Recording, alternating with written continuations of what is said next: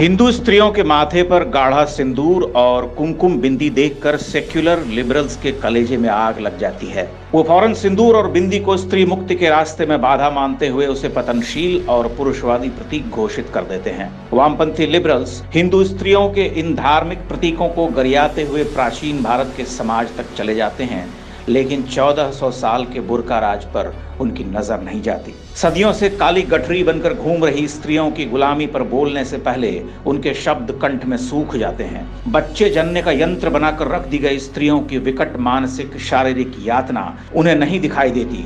एक मर्द की 3-3, 4-4 बीवियां भी नहीं दिखती। वामपंथियों का प्राचीन भारतीय समाज का ज्ञान भी अधकचरा ही है। जिस समाज की स्त्रियों को वह मुक्त होने को कहते हैं, उस समाज में स्त्रियां सदा से मुक्त रही हैं, उन्हें बराबरी का अधिकार रहा है।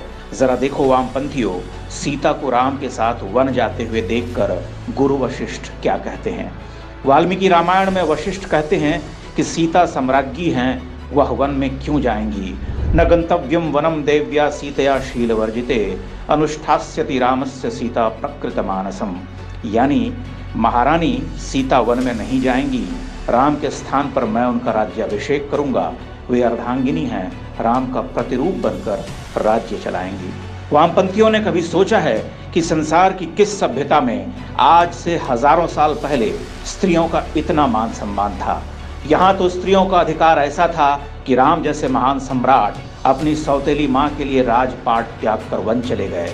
यहाँ तो स्त्रियां महाज्ञानी ऋषियों की सभा में उन्हें शास्त्रार्थ की चुनौती देती थीं। स्त्री 2 महाविद्वानों शंकर और मंडन के शास्त्रार्थ की निर्णायक विदुषी बनकर बैठती थी और बाद में मंडन के पराजित होने पर स्वयं शंकर से शास्त्रार्थ करती थीं। यहाँ स्त्रियां राजपाट लोकलाज त्याग कर संत बन जाती थीं। स्त्रियां पीठ पर नौनिहालों को बांधकर युद्ध लड़ती थीं। तुम वामपंथी लोग जो महान सनातनी सभ्यता के धुर विरोधी हो, हमारी स्त्रियों को स्वतंत्रता का पाठ पढ़ाते हो, अगर हिम्मत है तो बुर्के वाले समाज में घुस कर देखो, तुम्हारी जबान खींच ली जाएगी।